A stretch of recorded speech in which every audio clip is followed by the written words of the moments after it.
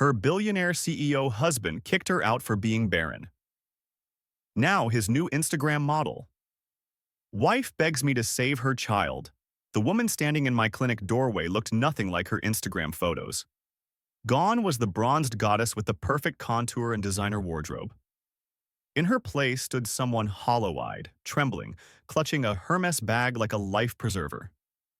She opened her mouth, and her voice cracked on my name. Dr. Valdez. They said you're the only pediatric hematologist who might help us. Us. That single word hit me like a physical blow to the chest, because I knew exactly who us included. I knew whose child she was talking about. I knew whose legacy was now hanging by a thread. And I knew that the universe had just handed me the most twisted form of justice imaginable. You see, 7 years ago, this woman's husband looked me in the eyes and told me I was defective, barren, unsuitable to carry the Harrington name. He threw me away like yesterday's garbage, and 3 months later, she was pregnant with his child. The heir I could never give him. Now that heir was dying. And his Instagram model mother was standing in my office, mascara running down her perfect cheekbones, begging me to save him. Mrs. Harrington. I kept my voice professionally neutral, though my heart hammered against my ribs like it was trying to escape. Please, come in. She stumbled forward, and I noticed her hands were shaking so badly she could barely grip the folder she was carrying. I know who you are. Her voice was barely a whisper. I know what Marcus did to you. I know what his mother did. And I know I have no right to be here. Then why are you here? Because my son is 6 years old. She choked on a sob. He likes dinosaurs and chicken nuggets, and he still believes in Santa Claus. And he is dying, Dr. Valdez. He is dying, and every specialist in New York has turned us away because of what the Harrington family did to you. She collapsed into the chair across from my desk, and for a moment, I saw myself in her. I saw the desperate wife I had been 7 years ago, clinging to hope that kept slipping through my fingers. What would you do, beautiful souls, if the woman who replaced you came crawling back, begging for the one thing only you could give? Would you help her? Or would you let karma finish what it started? Welcome back to Mr. Wellington Story Hour. If you have been with me through every twist and turn of these stories, you know I do not shy away from complicated emotions. I do not sugarcoat the messy, painful, beautiful truth about love, betrayal, and the impossible choices that define us. For my new viewers, you have stumbled onto something special here. This channel is where we explore what happens when life tests us in ways we never expected. When the people who hurt us most become the people who need us most. If that sounds like the kind of story that speaks to your soul, hit that subscribe button right now. Trust me, you are going to want to be here for what comes next. Because this story broke me in the best possible way. Now, let me take you back to where it all began. Let me show you the woman I was before Marcus Harrington shattered me into a million pieces. Before his mother tried to erase me from existence. Before I learned that sometimes the greatest revenge is not destruction. It is grace. 7 years ago, I was Dr. Catalina Reyes, 29 years old, freshly board certified in pediatric hematology, and absolutely on fire with purpose. I had grown up in a small apartment in the Bronx, the daughter of immigrants who worked 3 jobs between them so their girls could have chances they never had. My father drove a taxi until his back gave out. My mother cleaned office buildings at night and ran a tiny bakery during the day, selling empanadas and tres leches, cake to the neighborhood. They sacrificed everything for me and my younger sister Rosalinda. And I had made good on every single sacrifice. Full scholarship to Columbia, medical school at Johns Hopkins, residency at Boston Children's Hospital. I had published research papers that were changing how we understood childhood blood disorders.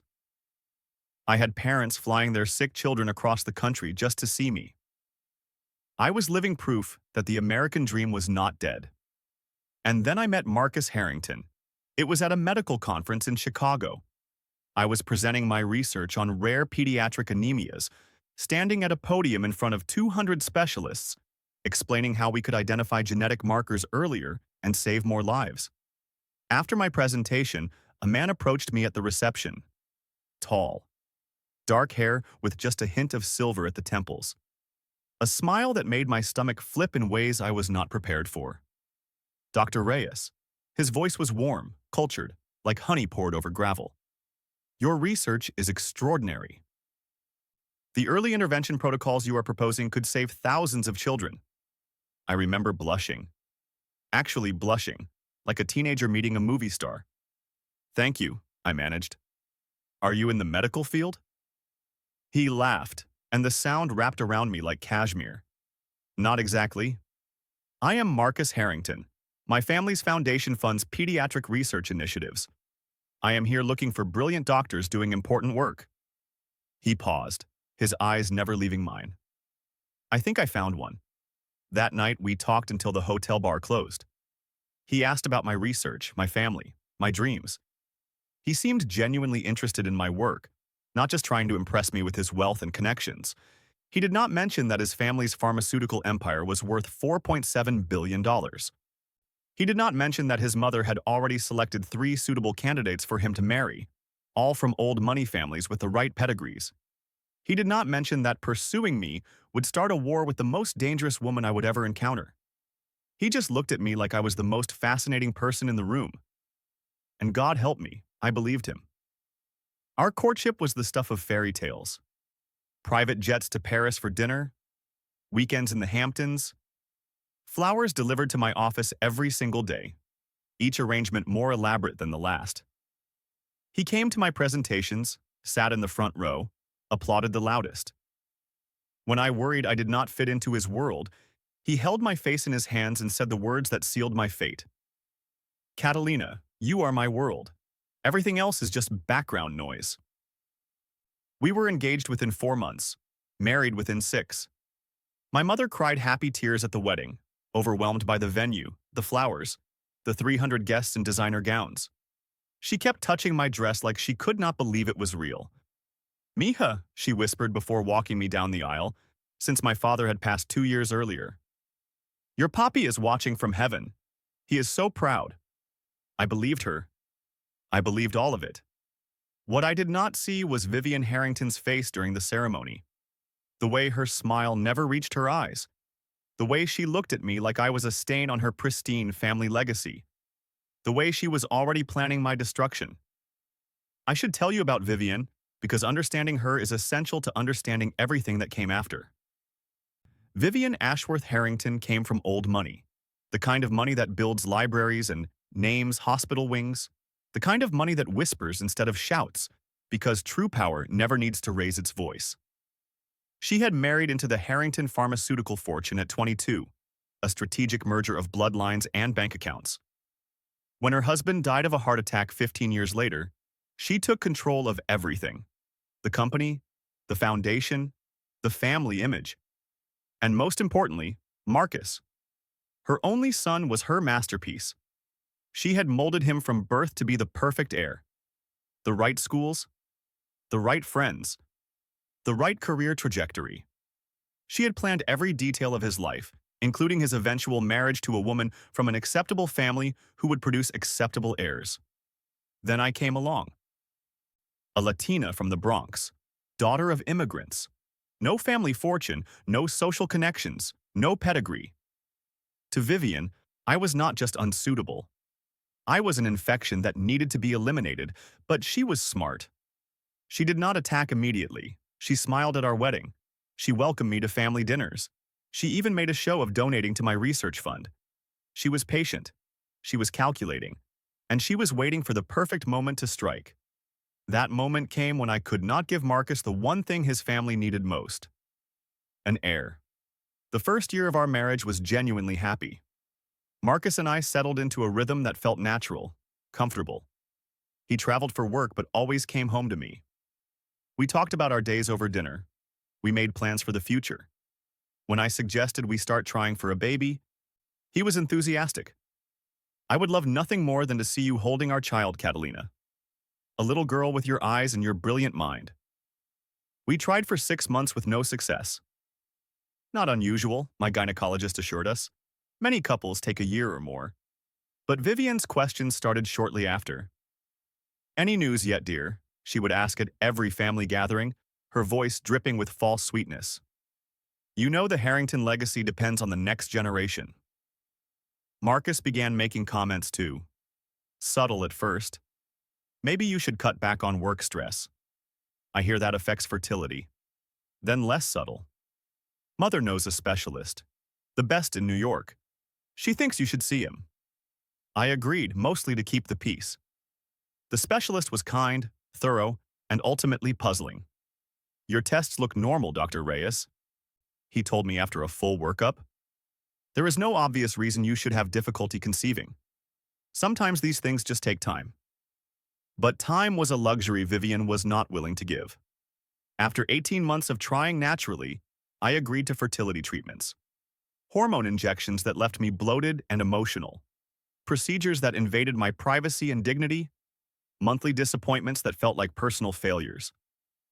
Through it all, Marcus began to change. The man who used to look at me like I was magic started looking at me like I was broken. He stopped coming to my presentations, stopped asking about my research. Our conversations became shorter, more functional. He would check in about the treatments like he was reviewing a business report. Any progress? Not yet. I see.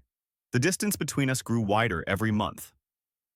What I did not know was that Vivian was feeding that distance, whispering in her son's ear about my unsuitability, bringing up old family stories about the importance of bloodlines, suggesting that perhaps my genetic background was the problem. I also did not know that Marcus was finding comfort elsewhere, in the arms of my own sister. But I am getting ahead of myself. After 2 years of failed fertility treatments, I sat in yet another specialist's office waiting for yet another set of results. The doctor walked in with a folder and the expression I had learned to dread. Dr. Reyes, I need to discuss your results. I straightened in my chair, preparing for another round of bad news and adjusted protocols. We have run extensive tests, he continued, including some new genetic analyses that have become available. And I am afraid we have found some concerning markers. Concerning how? He opened the folder, showing me charts and graphs that made my medical training kick in. These markers here, he pointed to a highlighted section, they indicate a hereditary condition that significantly impacts fertility. Combined with these anomalies in your hormonal panels, the likelihood of you carrying a pregnancy to term is extremely low. I stared at the papers, my mind racing. Something was wrong. These markers he was pointing to? I recognized them from my own research. They were associated with certain blood disorders, yes, but they had nothing to do with fertility. The correlation he was suggesting did not exist in any legitimate medical literature. I am sorry, doctor, I said carefully. But can you explain the connection between these genetic markers and fertility impairment? I am not familiar with that research. He blinked, clearly not expecting to be questioned. It is relatively new work. Cutting edge. The Harrington Foundation actually funded some of the studies. The Harrington Foundation. Something cold settled in my stomach. I would like copies of those studies, I said. And all of my test results, everything. Of course. He seemed eager to end the conversation. But Dr. Reyes, the bottom line is clear. You will not be able to give your husband biological children. I think it is time to have a serious conversation about your options. I took the folder. I thanked him politely. I walked to my car with measured steps. Then I sat in the parking garage and shook for 20 minutes, because I knew.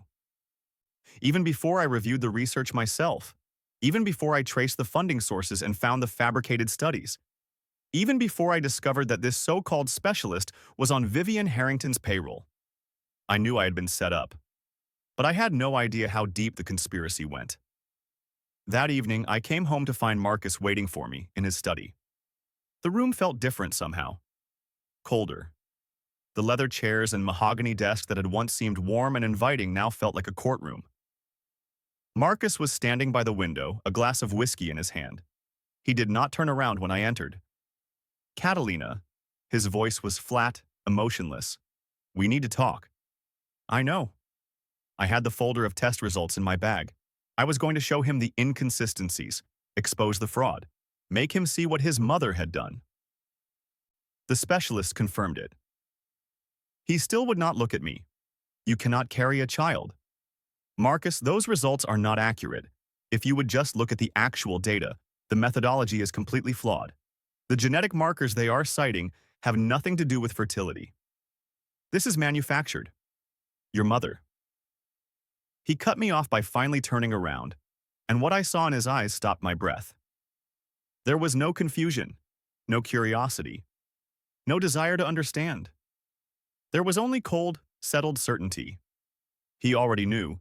He had known before I walked in the door. Maybe he had known for months. There are other options, I said, my voice wavering despite my efforts to stay calm. Surrogacy, adoption. We talked about this, Marcus. We agreed that family is about more than genetics. The Harrington legacy requires biological heirs. His voice could have cut glass. Mother was right. I should have listened to her concerns about your background from the beginning. My background? The word came out strangled. What does my background have to do with anything? Your family history. The genetic screening showed markers for several hereditary conditions. These things, they compound over generations. It would be irresponsible to risk passing them to Harrington children. I stared at him, searching for any trace of the man I had married, the man who had promised to love me, the man who had looked at me like I was his entire world. He was gone. Maybe he had never existed at all. Those markers do not cause infertility, Marcus. They are completely unrelated conditions. I am a hematologist. I know what I am looking at.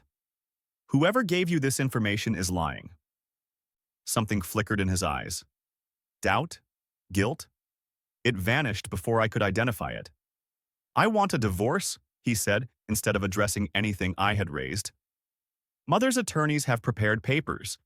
You will sign them, and in exchange you will receive a settlement that should allow you to. Should what? I was shaking now, fury and heartbreak warring in my chest. Buy my silence about being discarded like defective merchandise? Forget that I was your wife for 3 years? Pretend that everything we built together meant nothing? Catalina. My name is Lena. My voice cracked. Only my grandmother called me Catalina. And I will not sign anything your mother's lawyers prepared. He set down his whiskey glass with a click that echoed through the silent room. I was hoping we could do this civilly. Civilly? I laughed, and it sounded broken even to my own ears. Your mother fabricated medical evidence to convince you I am genetically defective. She is trying to erase me from your life like I never existed. And you want civility? You are being hysterical. That is not surprising given the hormonal treatments you have been undergoing. Perhaps you need time to process this rationally. I looked at him then. Really looked.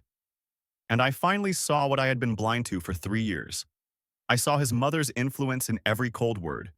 I saw his weakness, his inability to stand against her. I saw a man who had never truly chosen me because he had never been capable of choosing anyone over Vivienne's approval. You are a coward, I said quietly. You know these tests are fabricated. You know your mother orchestrated this entire thing. And you are going along with it because it is easier than fighting for us. Sign the papers, Catalina. No. Then this is going to get very ugly. He was not wrong. Have you ever had to fight someone with unlimited resources and absolutely no conscience? Someone who views destroying you not as a sin but as a necessary housekeeping task? That was Vivienne Harrington. The next 3 months were the worst of my life. It started with whispers. A colleague mentioned seeing a story in a tabloid about Marcus Harrington's wife having affairs with multiple men. I had never had an affair. I had never even looked at another man during our marriage. But there were photos.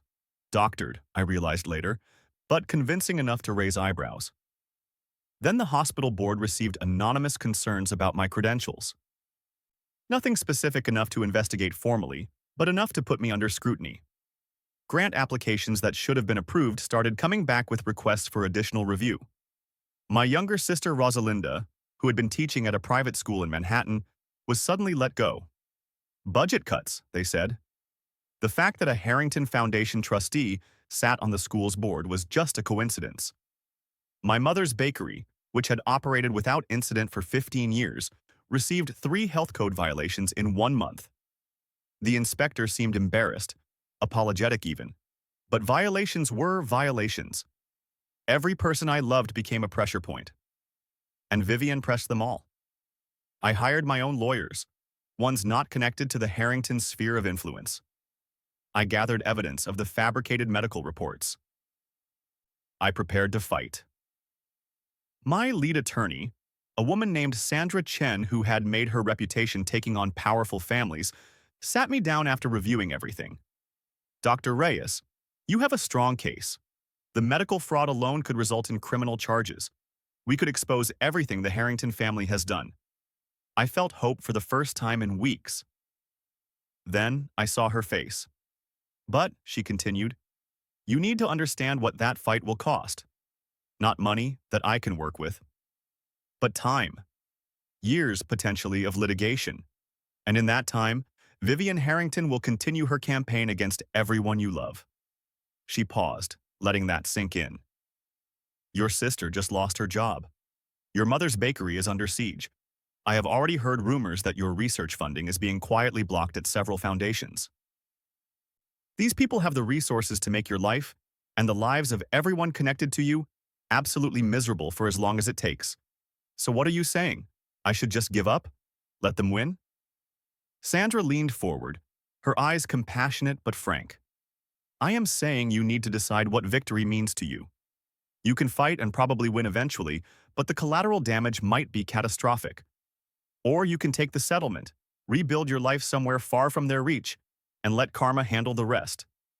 Karma does not exist. No, she agreed. But sometimes walking away is not defeat. Sometimes it is survival. I thought about my sister, crying on the phone because she could not understand why she had been fired. My mother, who had worked her entire life to build her little business, suddenly facing ruin. I thought about Marcus, who I had loved with everything I had, looking at me like I was nothing. And I thought about myself, what I had left, what I could still become. 2 weeks later, I signed the divorce papers. The settlement was generous by most standards. Enough money to start over, establish my own practice, never worry about basic expenses again. It felt like blood money. But it bought my family's safety. Rosalinda got a new teaching position at a school with no Harrington connections. The health violations at my mother's bakery mysteriously disappeared. The whisper campaign stopped. I walked away with my life in a box and wounds that I was not sure would ever heal. The day my divorce was finalized, I flew to Seattle. As far from the Harrington Empire's East Coast stronghold as I could get while staying in the continental United States. I returned to my maiden name, Catalina Valdez, the name my father had given me, the name that had nothing to do with the worst 3 years of my life. I poured everything into my work, pediatric hematology, rare blood disorders, the children who needed someone to fight for them when no one else would. And slowly, painfully, I rebuilt. My clinic became known for taking impossible cases. Families who had been turned away everywhere else found their way to me. Children who had been given death sentences walked out of my office with hope. I dated occasionally. Nothing serious. The scar tissue around my heart was too thick for anyone to penetrate. But I was surviving. I was even, in moments, happy. 7 years passed. And then, on an ordinary Tuesday morning, Mireya Delgado Harrington walked into my office and everything I had built came crashing down. I watched her settle into the chair across from my desk. This woman, who had replaced me. She was younger than me by at least 5 years. Beautiful in that carefully constructed Instagram way, all contouring and extensions and designer clothes. But beneath the perfect exterior, she was falling apart. I know who you are, she said again, twisting her rings nervously. An enormous diamond flanked by sapphires caught the light, throwing rainbows across my desk. I know you were married to Marcus. I know what his mother did to you. Then you know this is highly inappropriate. I moved toward my desk, creating professional distance between us. I can recommend other specialists. They have all said no. The word stopped me cold. What do you mean they said no? I am talking about pediatric hematologists. There are dozens of qualified specialists on the East Coast alone. Mireya laughed, but it was a broken sound, nothing like humor. Word got out. About who we are, about what happened with you. She wiped her eyes with a shaking hand. Vivian's reputation precedes her, Dr. Valdez. No one wants to help us because they are afraid of becoming her next target, or because they remember what she did to you and cannot stomach helping her family. The irony was so thick I could taste it. Vivian's scorched earth approach to destroying me had destroyed something else entirely. Her family's ability to find help when they desperately needed it. The monster had built her own cage, and now her grandson was trapped inside it with her. What exactly is wrong with the child? I heard myself ask the question as if from a distance, the professional part of my brain taking over, pushing aside the personal. Mireia pulled a folder from her bag, hands trembling so badly she nearly dropped it. His name is Sebastian. He is 6 years old. 2 months ago, he started bruising easily. At first, we thought he was just being a rough little boy. You know how they play. She took a shaky breath. Then the nosebleeds started. And they would not stop. We took him to the pediatrician, then to specialists in New York. They ran tests and more tests. She pushed the folder across my desk to me. They diagnosed him with aplastic anemia, severe, progressive. I took the folder, my medical training overriding every personal feeling screaming at me to throw this woman out of my office. The reports inside confirmed her words. Bone marrow biopsy showing severely hypocellular marrow, pancytopenia, dangerously low counts across all blood cell lines, aplastic anemia, a rare condition where the bone marrow fails to produce enough blood cells. Without treatment, it was fatal. He needs a bone marrow transplant, I said quietly, not looking up from the results. Yes, Mireia's voice broke completely. But Marcus and I are not matches. Neither is anyone in either family. We have searched registries worldwide, every database, every potential donor list. She grabbed my hand suddenly, desperately, and I forced myself not to pull away. There is no one, Dr. Valdez. My baby is dying, and every door keeps closing in our faces. You are our last hope. I stared at her hands, wrapped around mine. Perfectly manicured nails. A wedding ring that probably cost more than my mother's bakery. This was the woman who had announced her pregnancy 3 months after my divorce was finalized. Who had given Marcus the heir I could not. Who had lived the life that should have been mine. I should have felt vindicated, should have savored this moment of cosmic justice. The family that had called me barren and defective was now facing the potential loss of their heir, and karma had brought them crawling to my door. Instead, looking at Mireia's tear-streaked face, I saw a mother in agony. I saw a child's test results showing dangerously low blood counts. I saw a 6-year-old boy whose only crime was being born into the wrong family. I will review his case. I heard myself saying the words before I consciously decided to say them. No promises. But I will review it. Mireia collapsed forward, sobbing with relief. Thank you. Thank you so much. I will pay anything, whatever your fee is. I do not want Harrington money. The words came out sharper than I intended. I want complete access to Sebastian's medical records. Every test, every scan, every consultation note. I want permission to run my own tests. And I want to meet him. The boy. Alone. Anything, yes. Whatever you need.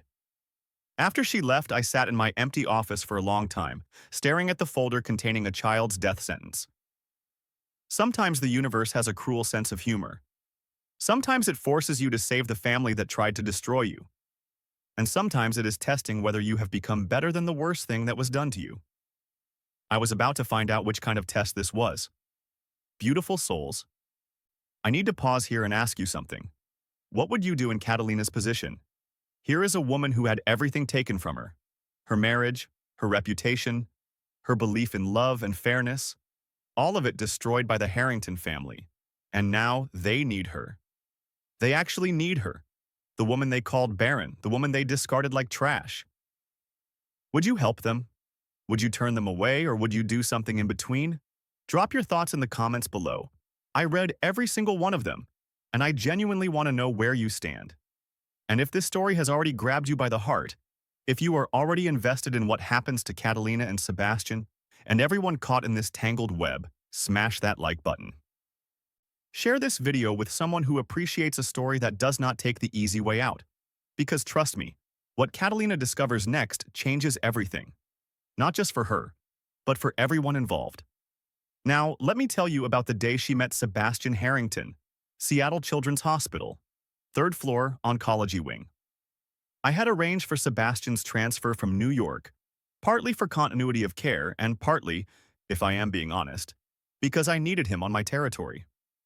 I needed to see this child without the shadow of his grandmother looming over every interaction. I paused outside his room, reviewing his latest labs on my tablet. His counts had dropped again. We were running out of time. A child's laughter drifted through the cracked door. Pure, delighted, completely at odds with the gravity of his situation. I knocked softly and pushed the door open. Sebastian Harrington sat cross-legged on his hospital bed, surrounded by crayons and paper. He had his father's dark hair, a messy tumble of curls that clearly had not been brushed today. His mother's wide brown eyes, ringed with the slight shadows of illness but still bright with curiosity. But his smile, that crooked, mischievous grin that spread across his face when he saw me, that was entirely his own. "You are the bone doctor," he announced without preamble. "Mom said you were going to find me a superhero." I blinked, thrown off balance by his directness. "A superhero?" He held up a crayon drawing for my inspection. The artwork showed a caped figure flying through the sky toward a small boy lying in a hospital bed. The superhero had exaggerated muscles and what appeared to be cells radiating from their hands like sunbeams. Someone with special cells that match mine. He pointed to the radiating cells in his drawing, clearly proud of his visual representation. "My cells are tired. They need heroes to teach them how to work again." Something tightened in my throat. 6 years old, facing his own mortality, and he had transformed it into an adventure story. "That is exactly right," I managed around the lump in my chest. "I am going to try very hard to find your superhero." "Good." He returned to his drawing, adding more details to the flying hero. I watched him work for a moment, this innocent child caught in the crossfire of adult failures. "My grandmother says you cannot do it." His voice was casual, but I saw the way his crayon pressed harder into the paper. "Oh?" I kept my tone light. "What else does your grandmother say?" "She says you are not really a doctor." He still was not looking at me. "That you are just someone who is mad at Daddy and wants to hurt us." I knelt down beside his bed, bringing myself to his eye level. He finally looked up, and I saw the fear behind his brave facade. The confusion of a child who did not understand why adults were so complicated. "Sebastian, can I tell you a secret?" He nodded solemnly. "Your grandmother and I had a disagreement a long time ago, before you were born. She and I do not like each other very much, and that is okay. Grown-ups do not have to like everyone." I paused, making sure he was following. "But here is the important part. My disagreement with your grandmother has nothing to do with finding your match. Nothing at all. You are my patient now, and that means my only job is to help you get better." His eyes searched my face, looking for the lie. After a long moment, something in his expression relaxed. "Do you want to know another secret?" I asked. "Yes, please." I smiled, and it felt more genuine than I expected. The best doctors are the ones who never give up, who keep looking even when everyone says it is impossible, who stay up late and work really hard and refuse to quit. I held his gaze, and I never, ever give up. His smile returned, brighter than before. The fear was still there underneath, but it was joined now by something that looked almost like hope. "Will you come back tomorrow? Every day until we find your superhero." "I promise." I meant it. Despite everything his family had done to me, despite every reason I had to walk away, this child was innocent. And I was not going to let him die because the adults in his life had made terrible choices. 3 weeks later, I was drowning in dead ends. Every registry, every database, every long-shot possibility. Nothing. I had run Sebastian's HLA typing against millions of potential donors worldwide. The specificity of his markers made finding a match extraordinarily difficult. Partial matches appeared occasionally, but nothing close enough to give us a reasonable chance of success. His counts continued dropping. We had started transfusions to buy time, replacing the blood cells his body could not make on its own. But transfusions were a temporary solution. Each one carried risks. Each one bought us less time than the one before. I stayed late every night, long after my staff had gone home. My office looked like a conspiracy theorist's lair, covered with printouts and charts and genetic analyses. My research assistant, Paolo, started bringing me dinner because he knew I would forget to eat otherwise. He was a good kid, mid-20s, working toward his PhD in genetic medicine. He reminded me of myself at that age, all passion and idealism. "Dr. Valdez, you need to sleep," he told me one evening, setting a container of pasta on the one clear corner of my desk. "You cannot help Sebastian if you collapse from exhaustion. I will sleep when we find a match." He shook his head but did not argue. He knew me well enough by now to recognize a lost cause. The next morning, he knocked on my office door with an unusual expression on his face. Part excitement, part confusion. "Dr. Valdez, I found something strange in Sebastian's genetic markers." I looked up from my computer, bleary-eyed from another night of minimal sleep. "Strange how?" He came in and set a tablet in front of me, pointing to a highlighted section of data. His HLA typing shows partial matches to someone already in our system. Someone local. I grabbed the tablet, suddenly alert. Who? What registry? That is the strange part. It is not from a registry at all. It is from routine testing we did here at the hospital. A sample from a child patient who came through our clinic 18 months ago for a minor procedure. My heart rate accelerated. A local match, even partial, was significant. And the relationship does not make sense based on Sebastian's family tree, Paolo continued. The familial markers suggest a much closer genetic connection than random matching would explain. What kind of connection? He hesitated. First cousins. The markers are consistent with first cousins, which would mean they share a grandparent. First cousins. I stared at the data, my mind racing. Sebastian's father was an only child. His mother had no siblings. There should not be any first cousins. Unless there was a family connection no one knew about. Show me the matches records. Paolo pulled up the file, and the world tilted sideways. The sample belonged to a 7-year-old girl named Valentina Reyes, my niece, my sister Rosalinda's daughter. For a long moment, I could not breathe, could not think. Could not do anything but stare at the screen showing my niece's name connected to Sebastian Harrington's genetic profile. First cousins. They shared a grandparent. Marcus Harrington was Valentina's father. Memories crashed over me like a tsunami. Rosalinda, working briefly as an event coordinator for Harrington Enterprises during the second year of my marriage. A job she had been so excited about, planning galas and fundraisers for the foundation. Rosalinda, quitting suddenly without explanation. Moving away for 6 months to stay with our aunt in California. Rosalinda, returning with a baby and a haunted look in her eyes. A look she never fully explained, no matter how many times I asked. "The father is not in the picture," she had told me when I pressed. "It was a mistake.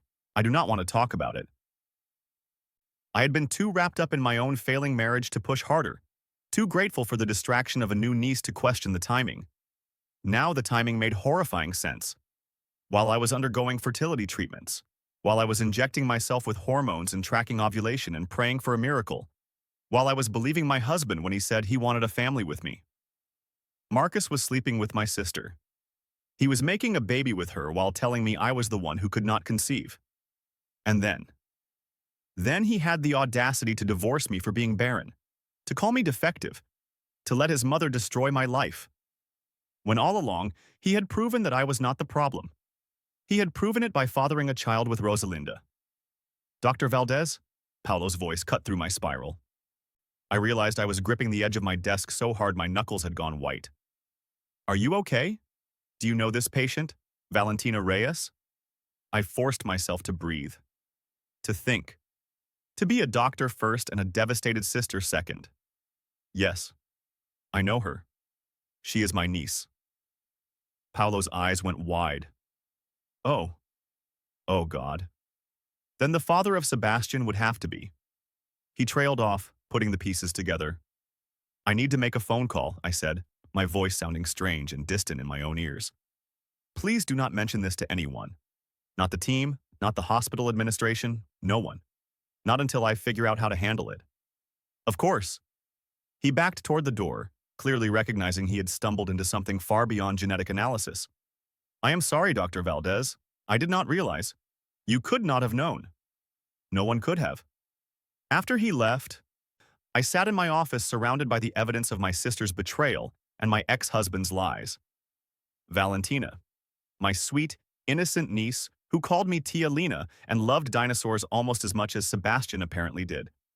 Who made me birthday cards covered in glitter and told me I was the best aunt in the whole world. She could save Sebastian's life, but revealing why she was a match would blow apart everything. Marcus's betrayal would be exposed. Not just to me, but to Mireia. To the world. Rosalinda's secret would be dragged into the light. 7 years of carefully constructed protection, shattered. Valentina would learn that her father was not some anonymous mistake, but the billionaire CEO who had abandoned her before she was born. And Sebastian. Sebastian would learn that the cousin who might save his life was also his half-sister. A sister no one had ever told him existed. I picked up my phone, put it down, picked it up again. My finger hovered over Rosalinda's contact. My baby sister. The one I had protected from bullies in elementary school. The one who had held my hand during our father's funeral. The one whose mistake had been made possible by my own failed marriage. I could not do this over the phone. I grabbed my keys and headed for the door. Some conversations had to happen face to face, even when you knew they would break you both. The drive to Rosalinda's apartment took 45 minutes with traffic, 45 minutes of rehearsing what I would say, 45 minutes of alternating between fury and heartbreak and something that might have been understanding. She had been 23 when it happened. Young, naive, probably starstruck by the attention of a powerful man. Marcus would have been charming. He was always charming when he wanted something. That did not excuse it. Nothing excused it. But it explained some of the haunted look she had carried ever since. Rosalinda's building was a modest mid-rise in a family-friendly neighborhood. She had chosen it for the good schools and the small playground visible from her living room window. She had built a careful, protective life for herself and Valentina, a life I was about to destroy. I knocked on her door, and when she opened it, the smell of our grandmother's empanadas wafted out. She was wearing a flour-dusted apron, her hair pulled back in a messy bun. "Lena!" She looked surprised but pleased. "I was not expecting you." "Come in, Val is at a sleepover, so I am doing some stress baking." I stepped inside, and something in my expression must have given me away. Her smile faltered. "What is wrong? Is it Mama? Is she okay?" "Mama is fine." I moved past her into the small kitchen, needing to put space between us, needing to not look at her face when I said what I had to say. Then what? "Lena, you are scaring me." I turned around. I know about Marcus. The color drained from her face so fast I thought she might faint. Her hand shot out, grabbing the counter for support. "What?" Her voice was barely a whisper. "What do you mean?" "Valentina's genetic markers showed up in a hospital database, Rosie.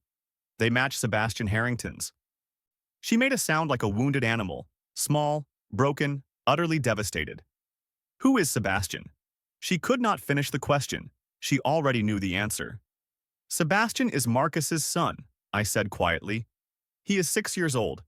He has a rare blood disorder. He is dying.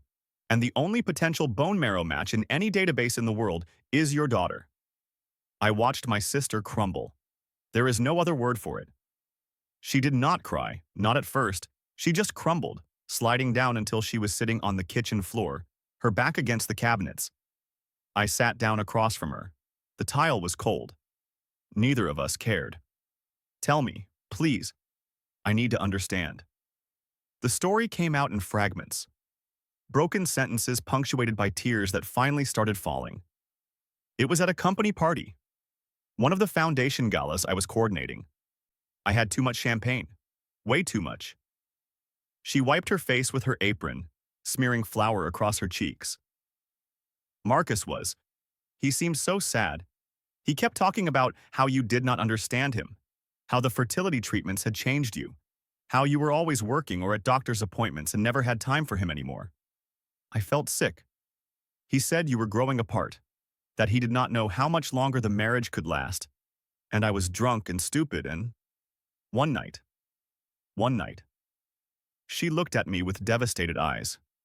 Just one terrible, stupid night. We sat in silence for a long moment. I did not know I was pregnant until after you separated, she continued, her voice hollow. By then, everything was falling apart. Vivian's people were investigating everyone connected to you. I was terrified they would find out. So you ran. So I ran. I told everyone the father was a one-night stand I did not know. Someone I met at a bar. And I spent 7 years trying to forget. Trying to give Valentina a normal life. She looked at me, and I saw decades of guilt in her eyes. I betrayed you, Lena. The whole time you were fighting them, I was hiding the worst secret of all. I should have been angry. Part of me was. A cold, sharp fury at the scope of the deception. At my sister's silence. At Marcus's lies. At the entire tangled web that had been woven while I was busy trying to save my marriage. But looking at Rosalinda's face, at the sister I had loved my whole life, I could not summon the rage I wanted to feel. She had been a victim too. Not the same way I was, but a victim nonetheless. Used by Marcus. Terrorized by the fear of Vivian. Trapped by a secret she never asked to carry. Did he know? About Valentina? I do not know. She shook her head. I never told him. I was too scared. And then his mother started her campaign against you, and I thought if she found out about me and Val, she would destroy you too. She would take Val. I know she would have. She would have taken my daughter and raised her as a Harrington and made sure I never saw her again. I let out a long breath. The anger was still there, simmering beneath the surface. But it was overshadowed by something more immediate. Sebastian is dying, I said finally. Valentina might be his only match, his only chance. Horror flooded Rosie's features. You want Val too. I am not asking for anything yet. I reached across the kitchen floor and took my sister's hands. They were still trembling. Whatever we decide together. But you need to understand what is at stake. He is her brother. Her voice cracked on the word. Her half-brother. And I never told her. I never told anyone. I know. What do we do? I do not know yet. I squeezed her hands. But I know this. We cannot let a child die because the adults in his life made terrible choices. Sebastian is innocent, Rosie, just like Val. Whatever happened between you and Marcus, whatever Vivian did to me, neither of those children asked for any of it. Rosalinda nodded slowly, tears still streaming. If Val can save him, if she can actually save his life, we would need to tell her something. Maybe not everything, not yet, but something. And Marcus would need to know. Marcus. She said his name like it burned. Do you think he knew? About the forged medical reports? About what his mother was doing to you? I think about that a lot. I admitted. I think he suspected. Maybe even knew for certain by the end. But he was too weak to stand up to Vivian. Too invested in the easy path she had laid out for him. He threw you away for nothing. He threw me away for a lie, I corrected her gently. But Rosie, he did not know about Valentina. You made sure of that. So whatever happens next, we cannot blame him for not being there for a daughter he did not know existed. She laughed bitterly. You are defending him? After everything? I am not defending him. I am being fair. There is a difference. We sat on the kitchen floor until the empanadas burned in the oven, filling the apartment with the smell of scorched dough. And somehow, between the tears and the revelations and the weight of 7 years of secrets, we found our way back to being sisters. That is what happens when the foundation cracks.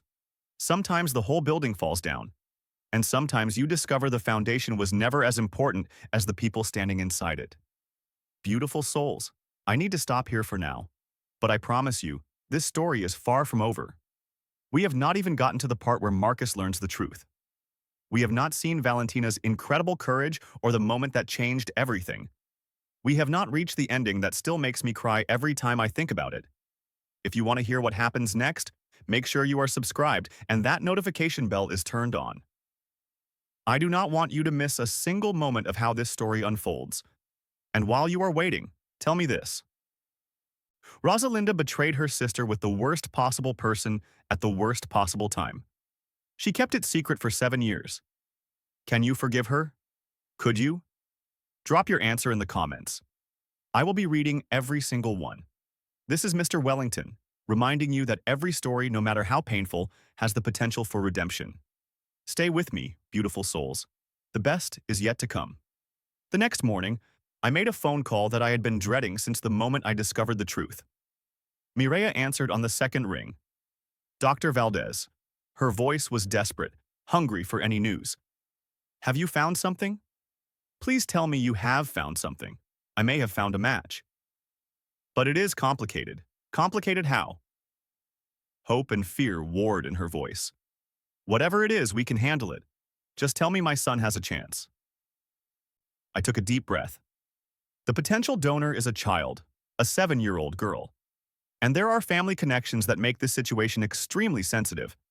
I need to speak with Marcus directly. Silence stretched across the line. I could hear her breathing, processing. Marcus will not come to Seattle, she finally said. He thinks you're playing games with us, getting revenge. He says if you wanted to help, you would have done it by now without all these conditions and delays. I felt a flash of the old anger, the familiar frustration of dealing with Harrington arrogance. Listen to me carefully, Mireya. I have spent 3 weeks working around the clock trying to save your son. I have ignored every instinct telling me to walk away from the family that destroyed my life. And I have just discovered something that changes everything. I let that sink in before continuing. The potential donor is Marcus's biological daughter, a child he does not know exists, a child my sister has been raising alone for 7 years.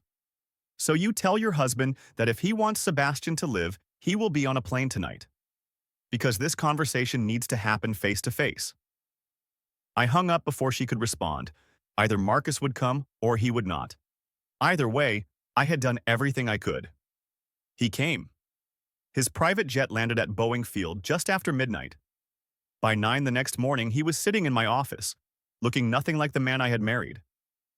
The years had not been kind to him. Gray threaded through his dark hair. Deep lines bracketed his mouth, carved by stress and sleepless nights. His eyes held a haunted quality I had never seen before. Good, I thought. He should be haunted. Catalina. He used my full name, the name only my grandmother used. It felt like a violation coming from his lips. Dr. Valdez. I gestured to the chair across from my desk. Sit. He sat, and for a moment I saw a flicker of the old arrogance, the certainty that money and name could fix anything. Then it faded, replaced by raw parental terror. Mireya said there is a biological daughter. His voice was barely audible. I do not understand. Before the divorce, I never. He trailed off, and I watched him struggle with the mathematics of betrayal. 7 years ago, I said, my voice clinical and detached, while I was undergoing fertility treatments to give you the heir you demanded, you slept with Rosalinda Reyes, my sister. The color drained from his face. Rosie. It was one night. I was drunk. I was angry about. He stopped, realizing that anything he said would damn him further. Angry about what? I kept my voice level. Having a wife who could not conceive fast enough? A wife who loved her career as much as she loved you? A wife who was exhausting herself with hormone injections while you were finding comfort in her younger sister? He flinched like I had slapped him. Rosalinda became pregnant. I continued. She gave birth to a daughter named Valentina, who is now 7 years old. She never told anyone who the father was because she was terrified of what your mother would do if she found out. Mother knew. The words came out strangled, horrified. What? Mother knew. He put his head in his hands. She showed me photos. After Rosie left her job. Mother had investigators following everyone connected to you. She said Rosie had seduced me to help your divorce settlement, that if word got out, it would destroy the family reputation. She made me promise to never acknowledge. He could not finish the sentence. I stared at him, a new horror dawning. Vivian knew about Valentina. She knew your biological daughter existed. And she never told you that child could save Sebastian's life? I did not know they were connected. His voice cracked. I did not know the donor mother was looking for. God. Valentina. My daughter. She is Sebastian's match? A partial match. Enough to potentially save his life if the transplant goes well. Marcus broke down then. Not the controlled, dignified grief of a Harrington heir. Real, ugly crying, shoulders shaking, tears streaming down his face. Part of me wanted to feel satisfaction. This was the man who had thrown me away like garbage, who had let his mother destroy my life, who had hidden a child's existence to protect his precious family reputation. But watching him fall apart, all I felt was tired. What do you need from me? He finally managed, looking up with red-rimmed eyes. The truth would be a good start. I leaned back in my chair. Did you know the genetic reports about me were forged? Not at first. He wiped his face with his sleeve, an oddly childish gesture. But I suspected. Mother was too eager, too prepared with evidence. Everything fell into place too perfectly. And when you became certain? By then you were gone. I was engaged to Mireia. Mother said it was too late to undo the damage, that admitting the truth would destroy the family name, would make the company vulnerable to lawsuits, would require you to admit you were wrong. I finished for him, would require you to stand up to her. Yes. He met my eyes and I saw something I had never seen in him before. Genuine shame. So I stayed silent. And I have hated myself every day since. I believed him. Not because I wanted to. Not because it changed anything. But because I had spent years learning to read people in crisis, and Marcus Harrington was a man drowning in his own guilt. Valentina is a child, I said carefully. Bone marrow donation is a serious procedure, even for adults. There are risks. There is recovery time. Rosalinda and I need to discuss whether it is appropriate, and Val needs to be consulted in an age-appropriate way. Of course. He leaned forward, desperation cracking his composure. Whatever you need, whatever they need, I will do anything. This is not about money. I cut him off. It was never about money. It is about doing what is right for two innocent children caught in the wreckage of adult failures. I paused, weighing my next words, including my own failures. I should have fought harder to find the truth back then. Should have realized something was wrong with Rosie. Should have pushed instead of accepting her silence. You were surviving. His voice softened. I made it impossible for you to do anything else. We sat in weighted silence. 7 years of history, betrayal, and loss compressed into this sterile office. And somewhere in this city, two children who had never met held each other's futures in their unknowing hands. The conversation with Valentina was the hardest thing I have ever done. Rosie and I sat with her on Rosie's bed, surrounded by the stuffed animals Val still loved despite insisting she was too old for them. She had just come back from her sleepover, full of stories about movies and popcorn and staying up past midnight. She had no idea her world was about to shift.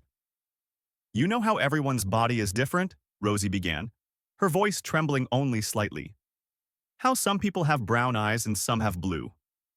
Like how Tia Lena has dark hair and you have lighter hair, Val asked, snuggling between us. Exactly like that. Well, deep inside our bodies we have something called bone marrow.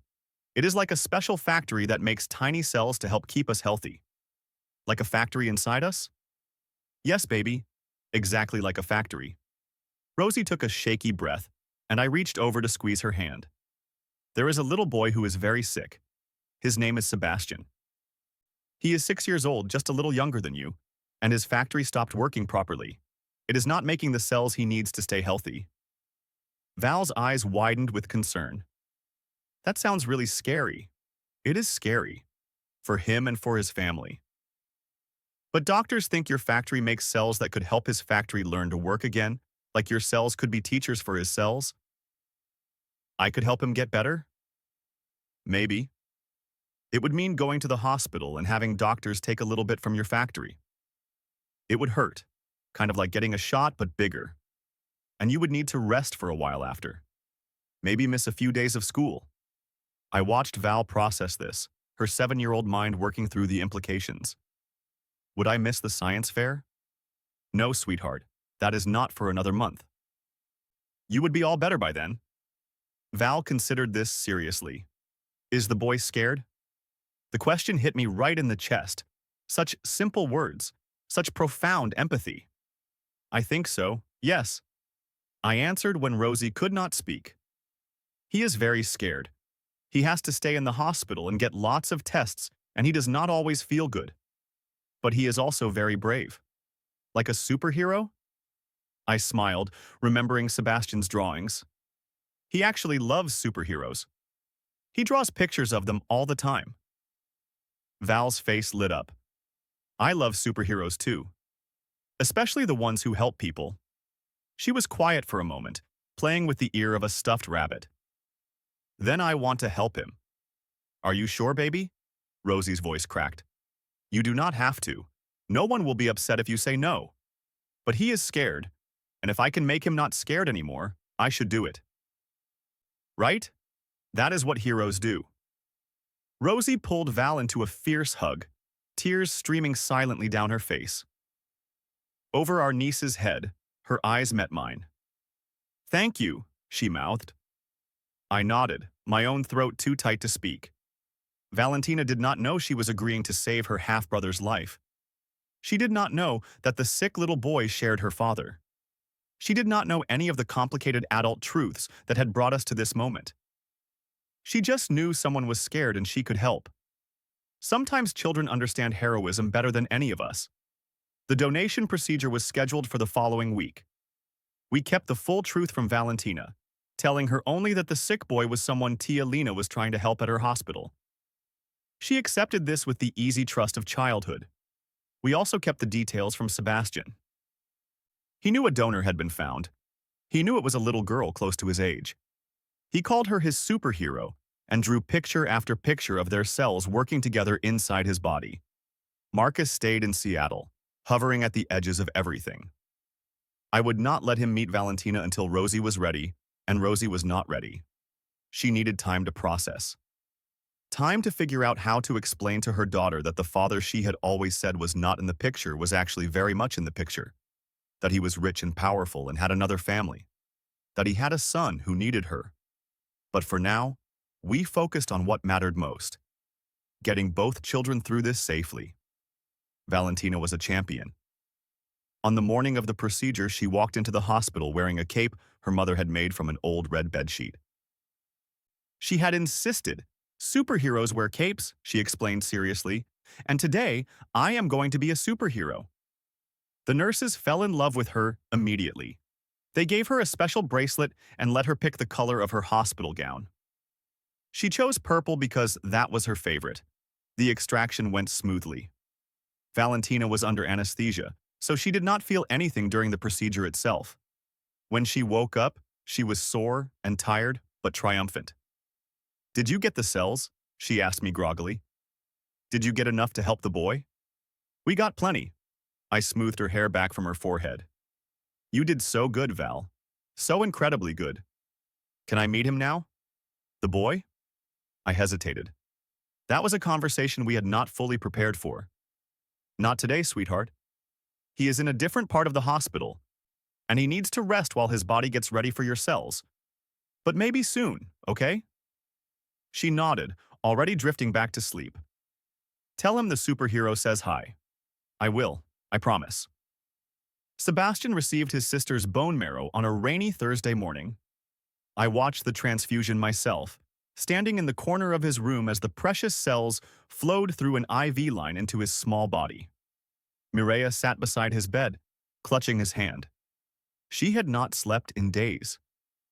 Marcus watched from the hallway. He had not been able to bring himself to enter the room. I think he was afraid that his presence would somehow jinx it. that the universe would punish Sebastian for his father's sins. The transfusion took several hours. Sebastian slept through most of it, sedated to help his body accept the new cells without fighting them. When it was over, we waited.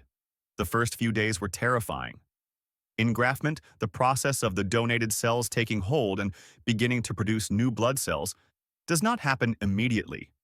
There is a window of extreme vulnerability where the patient has essentially no immune system. Sebastian developed a fever on day 3, then an infection on day 5. Each complication sent Mireia into spirals of panic and Marcus into the hallway to pace like a caged animal. But Sebastian's body was a fighter. By day 10, we saw the first signs of engraftment. His white blood cell count, which had been dangerously low, began to climb. By day 14, his body was producing new red blood cells. By day 21, Dr. Chen, the primary oncologist, called a family meeting. We sat in a conference room. Mireia, Marcus, me. Rosalinda had chosen not to come. She was not ready to face Marcus yet. I have good news. Dr. Chen smiled, and I felt the tension in the room crack like ice in spring. Sebastian's body is accepting the transplant beautifully. His counts are improving faster than we hoped. We are looking at a full recovery. Mireia burst into tears. Not the desperate, frightened tears I had seen before. These were relief, pure, overwhelming relief. Marcus made a sound I cannot describe, something between a laugh and a sob. He grabbed Mireia's hand, and for a moment, they were just two parents who had almost lost their child. Thank you. Mireia looked at me, mascara running down her face, just like it had the first day she walked into my office. Thank you, Dr. Valdez. I know we do not deserve your help. I know we do not deserve any of this, but thank you. I nodded, not trusting my voice. What happens now? Marcus asked. Now we monitor him closely for the next several months, Dr. Chen explained. Watch for any signs of rejection or complications. But barring anything unexpected, Sebastian should be able to go home in a few weeks. He will need ongoing care, but his prognosis is excellent. After the meeting, Marcus caught me in the hallway. Catalina. Wait. Please. I stopped but did not turn around. I know, sorry, is not enough. His voice was rough with emotion. I know nothing I say can undo what happened. But I need you to know that I am going to tell Sebastian the truth. All of it. Now I turned. The truth about what, exactly? Everything. That his Aunt Catalina never stopped trying to help him, even though his family had hurt her badly. That he has a sister who was brave enough to share her cells with a stranger. That family is not about blood or names or legacies. It is about showing up for each other. I studied his face, looking for the lie, the manipulation, the angle. I did not find one. Maybe people really could change. Maybe the worst versions of ourselves did not have to be the final versions. The children should meet, I said finally. Valentina asks about Sebastian constantly. She wants to know if her superhero mission worked. Sebastian, too. Marcus almost smiled. He calls her his cell sister. He drew her a picture. A superhero with her face and a cape, just like the one she wore to the hospital. The irony was not lost on me. The family that had called me Barren, that had destroyed my marriage over my inability to produce an heir, had been saved by a child born from that same fractured time. A child who existed because of betrayal, yes, but who had become something beautiful despite her origins. I will talk to Rosalinda, I said. See if she is ready. Thank you. For everything. For being better than any of us deserved. He turned and walked back toward his son's room. And I stood in that hospital hallway, feeling something I had not felt in 7 years. Not forgiveness. Not yet. Maybe not ever completely. But something close to peace. The following summer, we arranged a meeting. Neutral territory. A beach house that belonged to one of my colleagues, far from both Seattle and New York. A place with no history, no baggage, no ghosts. Rosalinda had finally agreed to let Marcus meet Valentina properly. It had taken months of therapy, countless conversations, and a lot of tears. But she had come to understand that keeping Val from her father was its own kind of harm. Marcus had also done the work. He had started seeing a therapist himself, had begun slowly extricating himself from his mother's influence, had even started proceedings to restructure the family trust so that Vivian could not use money as a weapon anymore. None of it erased what he had done, but it showed he was trying to become someone worthy of a second chance. Vivian herself had died 3 months after Sebastian's transplant. A massive stroke, sudden and fatal. She went to her grave never knowing that the granddaughter she had hidden, the stain on the family name she had paid investigators to ignore, had saved her legitimate heir's life. Some secrets die with the people who kept them. Others find their way into the light whether we want them to or not. The beach house had a wide wooden deck overlooking the water. I stood there on the first morning, coffee in hand, watching the waves roll in. Footsteps behind me. Rosalinda, looking nervous but determined. "They are here," she said. Marcus and Mireia just pulled up. Sebastian is so excited he practically jumped out of the car before it stopped. "And Val?" "She's in her room, putting on her cape." I laughed despite myself. "Of course she is." We walked out to the front of the house together. Marcus was helping Sebastian out of the car. The boy looked healthy now, cheeks pink, energy practically vibrating off him. Mireia stood nearby, watching her son with the relieved wonder of a parent who had almost lost everything. Sebastian spotted us and broke into a run. "Aunt Catalina!" He crashed into my legs, hugging me fiercely. "I missed you. Look, I drew you a picture." He shoved a piece of paper into my hands. A crayon drawing of a hospital room with a small figure in the bed and a tall figure in a white coat standing nearby. Above the white coat figure, in wobbly letters, he had written, "Best Doctor." I had to blink hard to keep from crying. "I love it," I managed. "It is going right on my refrigerator." "Is my cell sister here?" He looked around eagerly. "I want to meet her for real. I want to show her my pictures." "She is inside." I knelt down to his level. "She is a little nervous about meeting you. This is new for both of you. So maybe we start slow, okay? Be gentle with each other." He nodded seriously. "I will be very gentle. I am good at gentle. Mom says so." A screen door banged, and we all turned. Valentina stood on the porch, her red cape fluttering in the sea breeze. She had grown in the months since the transplant. Taller, more confident.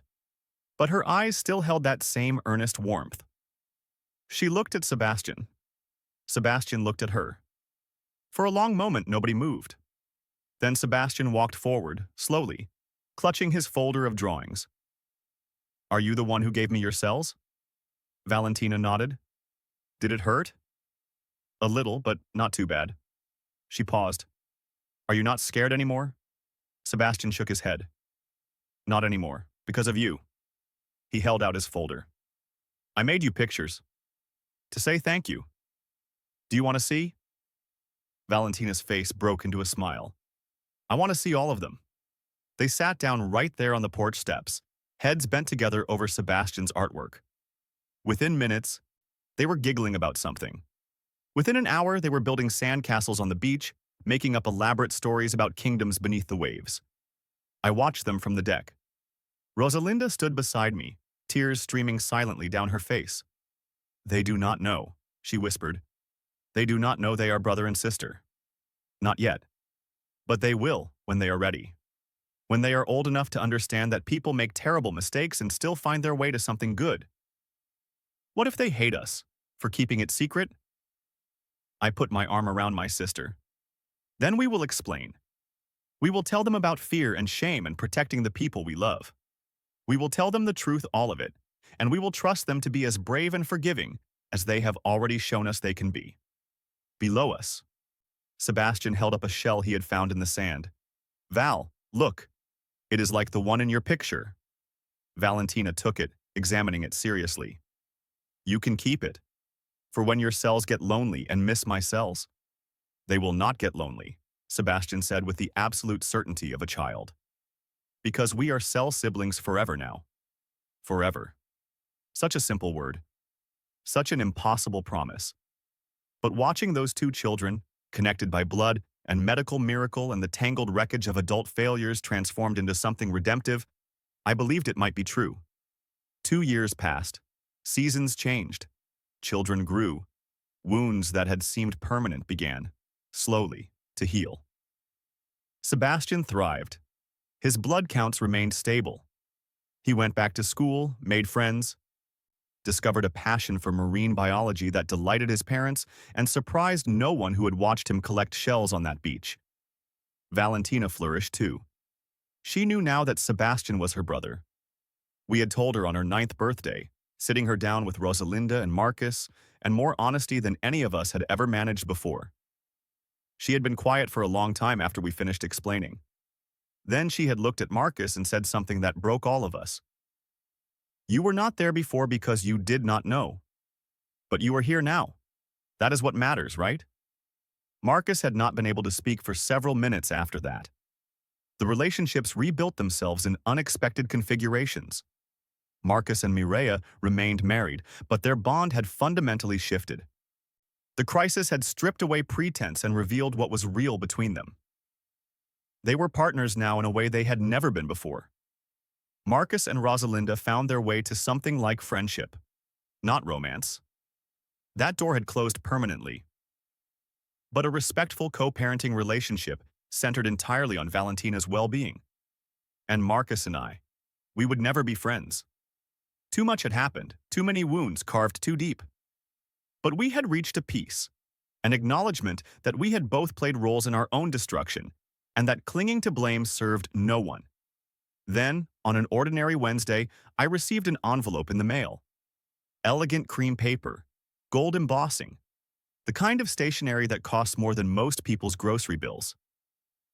Marcus Harrington and Rosalinda Reyes request the honor of your presence at the celebration of their marriage. I stared at it for a long time. My sister and my ex-husband.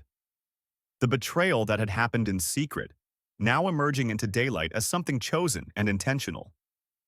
Rosalinda called that evening, her voice nervous. "I know it is complicated. It is absurd," I said. Then, softer. "But so is everything about our family. Are you angry? Was I?" I searched my heart, expecting to find resentment. The echo of betrayal. Old wounds reopened. Instead, I found something surprising. Peace. "He is not the man I married, Rosie. The man I married would never have apologized, never have shown up for his children, never have chosen truth over reputation." I paused. "And you are not the same person either. Neither am I." "Does that mean you will come?" "Try to stop me.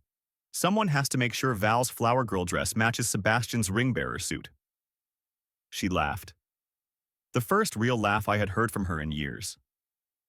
"I love you, Lena. I love you too, even when you make incredibly complicated choices."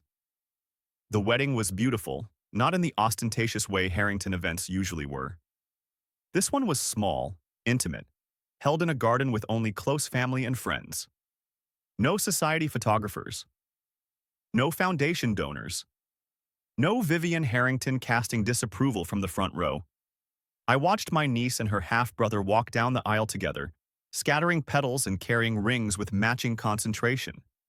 Valentina wore a purple dress because purple was still her favorite. Sebastian wore a tiny suit and a serious expression that made him look exactly like Marcus. They caught my eye and grinned, matching mischievous smiles. Cell siblings forever.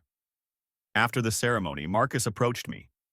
Older now, humbled, nothing like the man who had once signed divorce papers without meeting my eyes. "Thank you," he said simply.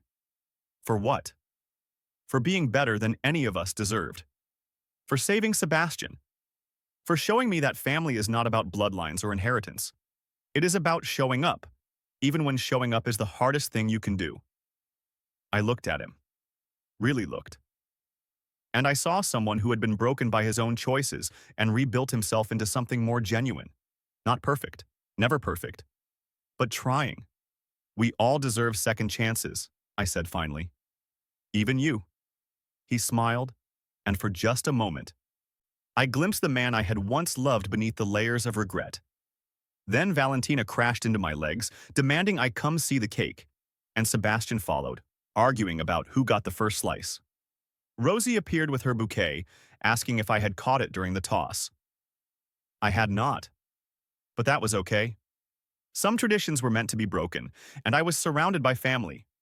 Complicated, imperfect, built from ruins and redemption. Which is, I have learned, the only kind worth having. Sometimes beautiful souls, the people who hurt you most become the ones who need you most. Sometimes saving them saves something in yourself that you did not know was broken. And sometimes the families we think are destroyed are just waiting to be rebuilt. Not as they were. Better. Because we chose to show up. Because we chose forgiveness over bitterness. Because 2 children reminded us that innocence can bloom even in soil poisoned by adult mistakes. That is what happens when the woman you called Barren becomes the only one who can save your child. You do not just receive medical expertise. You receive grace you did not earn, mercy you did not deserve, and a chance to become worthy of both. The path there is never straight. It winds through betrayal and secrets, through hospitals and hard conversations, through letting go of what you thought you wanted to embrace what you actually need. But if you are brave enough to walk it, if you are willing to be broken and rebuilt, you might just find that the family waiting at the end is more beautiful than anything you could have imagined at the beginning. I am Dr. Catalina Valdez now. I run a pediatric hematology clinic in Seattle. I take the impossible cases. I give families hope when everyone else has given up. I have a niece who is also technically my ex-stepdaughter, though we do not use that term. I have a nephew who carries my cells in his bones. I have a sister who married my ex-husband and somehow made it work. I have a family that makes no sense on paper, but makes perfect sense in practice. And I have learned that the greatest revenge is not destruction. It is becoming someone so whole, so healed, that you can extend grace even to those who showed you none. That is the real superpower. Not flying or strength or invisibility. Just grace. Just showing up. Just choosing love when hate would be so much easier. Beautiful souls, thank you for staying with me through every twist of this incredible story. If Catalina's journey moved you, I want to hear about it. Drop a comment below telling me about a time when someone you thought was an enemy became something more. Or tell me about a moment when you chose forgiveness even though it was the hardest thing you ever did. Share this video with anyone who needs to believe that broken families can be rebuilt better than before. That second chances are real. That redemption is possible for all of us. Subscribe if you have not already. Hit that notification bell so you never miss a story. And remember, every ending is just a new beginning waiting to unfold. I am Mr. Wellington, and I will see you in the next one. Stay blessed, beautiful souls, and never stop believing in the power of grace.